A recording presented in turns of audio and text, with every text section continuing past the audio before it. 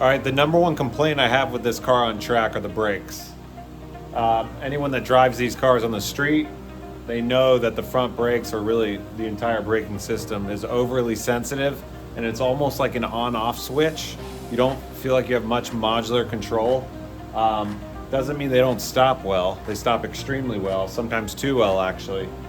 But for the track, I went out just to kind of do a shakedown of the car, and I had factory pads on, and they didn't last long. They smelled incredibly strong. They were overheating. Not to say that it didn't slow the car down or I had any major issues with the brake pads, but I knew they wouldn't be sufficient for lapping repeatedly. I did upgrade to the EBC, I think, what are they, RPXs? Whatever the top tier race pad is that GRP sells, thinking it's a heavier car. They work just fine on the street. Like, why not put sufficient pads on the vehicle? They are factory rotors. However, I've been running into issues where I can only do about 4 solid laps before just something doesn't feel right. There's almost like a grinding or slight vibration as well in the braking system. It's certainly not confidence inspiring. I haven't quite figured out what it is. Almost feels like a rotor's wart, but once it cools off, it completely goes away. So it's got to be heat related, and a warped rotor you would feel all the time. So not sure entirely, but the last thing I want to do is spend a couple grand on new rotors. I figured all brakes need to be cool and stay cool if you're doing long track sessions. So let's start with one of the cheapest mods I can do, and that would be these JUBU, especially since I ordered all these parts, these JUBU brake ducts.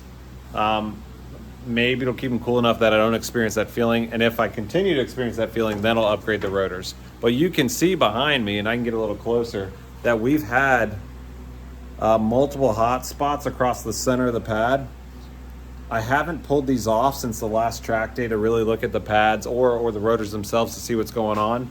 So I'm going to install these because they are out of the way once they're on the, the wishbone, I guess, if you will, control arm. And then I'll probably break down the braking system, give a light scuff of the rotors, rebed in these pads, and see if between the brake ducts and the new bedding process, if the brakes are back to normal. So real quick, I'll show you exactly. I mean, these are, again, high quality JUBU parts. I've been pretty impressed with everything. They're held on by these industrial zip ties. Kind of funky, but also kind of nice, and you'll see why. I think it'll do the job. So let me show you how these fit and give you an idea of what the JUBU brake ducts look like. So here's the driver's side brake duct. It's pretty obvious how they go on once you hold them up to the control arms here. It literally slots right into place, and then you fit a zip tie in these cutouts. Let me turn on some light here just in case. So if you look at this control arm and you slide this over the arm itself, it slots in nicely. And you can see that there's a cutout for that bolt head, which also helps kind of seat it appropriately, as well as this little tab that slots right into the hub assembly, I guess that would be. And this thing, like, without even being zip tied, doesn't move. I mean, it's tight. It fits like a glove. And coming from the front side,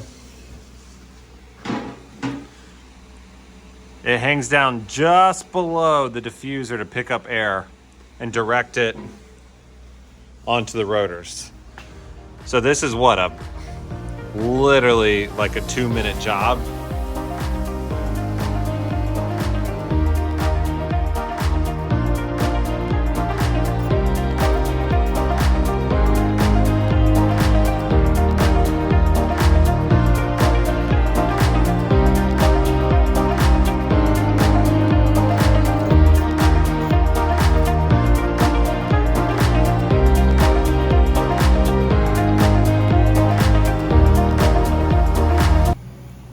Just like that, there's the finished product. Loop one down by the shock, or in front of the shock, through the front side of the duct, and the other one just right around the control arm. I mean, they're tight. Those zip ties are massive. I don't know if it matters if that connection point is on the edge or on the flat side of the back side, which is what I was originally going for, but I don't think it should cause any concern. I'll keep an eye on it. There's another look at kind of how much it hangs below the diffuser here. So just enough to draw air in and direct it directly at the back side of that rotor. Pretty cool. The rears are a little harder to place just because there's less room to really get in here, but you can see they have cutouts for the end links there. And it, just like the front, slots right up in place, utilizing 3 zip ties. It's really hard to see where the zip ties should wrap.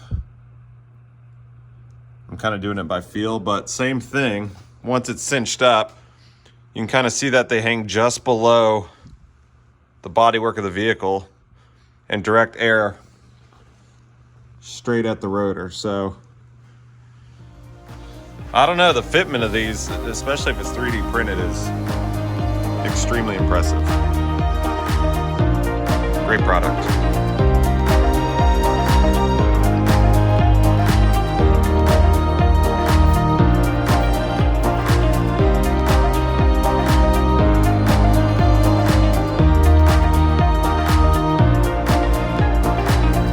I don't think that should cause a problem where that's at. I would have preferred that latch to be on the flat side again. And there should be one more.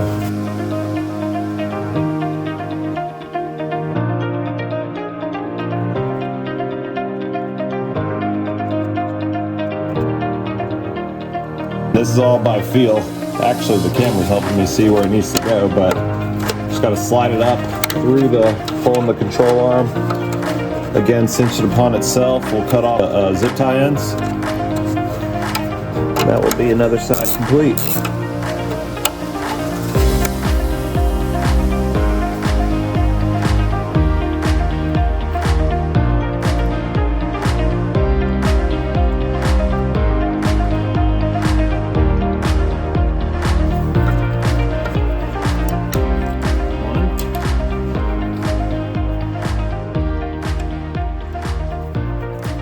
Two. I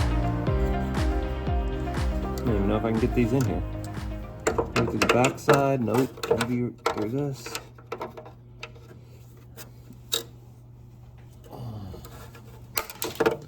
3. All right, let's see if I can show you where all these are located. So one, if you can see it here, it comes through the control arm on the back side. Another one comes around where the hub assembly bolts up next to the shock. And then a final third, might be more difficult to see, goes through the center part of the control arm. And once mounted, I mean, she doesn't move at all, so should supply sufficient air. Got one more to do and that will be a job well done.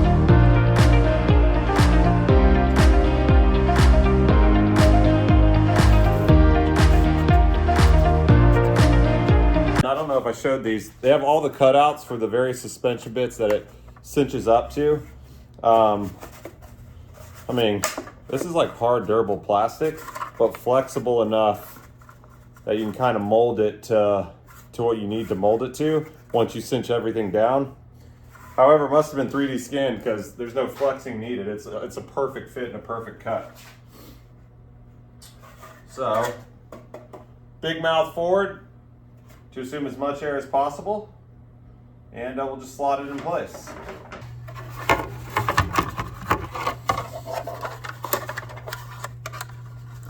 The hard part is getting all of these zip ties out of the way once you throw them up on the control arm, but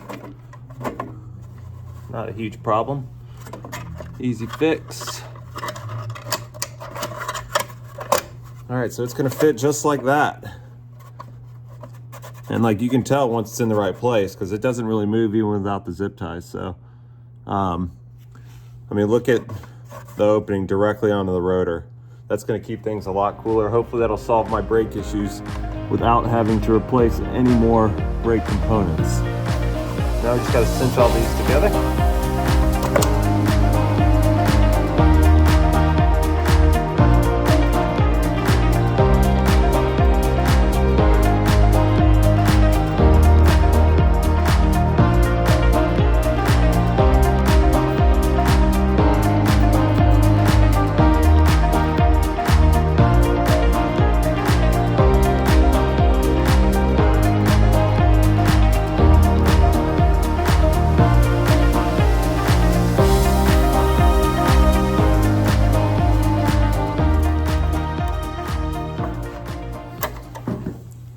Somehow I have it pinched.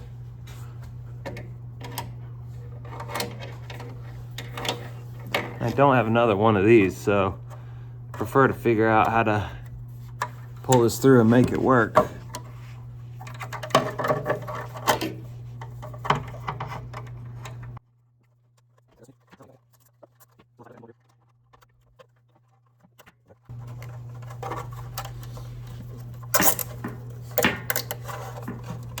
There we go. I think that's right.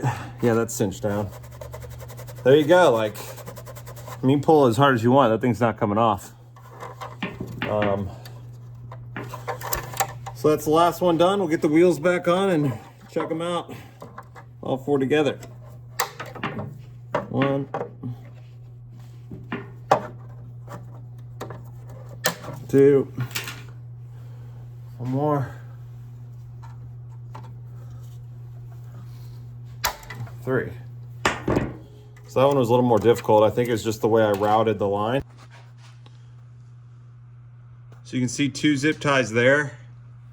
Challenge is it's difficult to show you exactly where they're routed. But I'm pretty sure it's gonna be fairly obvious once you get in there. And then of course, the easy one in the back. It might be a better angle actually. Yeah.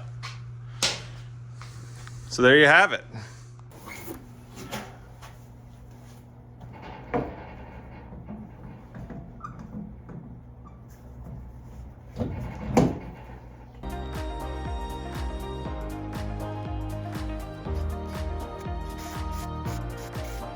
There we go. Call that job complete.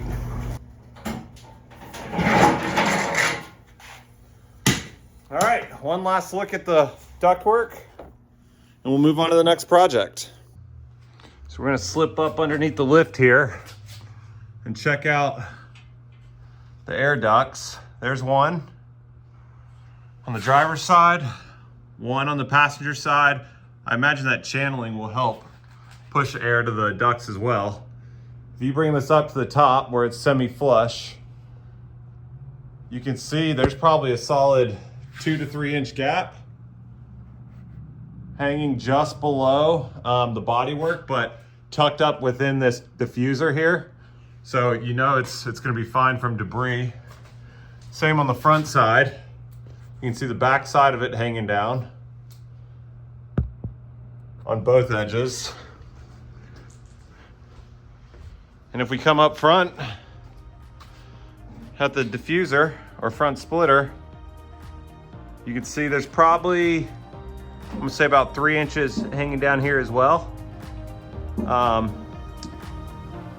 mean, obviously we're more than 3 inches off the ground, so that should do a pretty good job, especially on track. So it's one more project done. Next project is moving on to the weighing gang up top.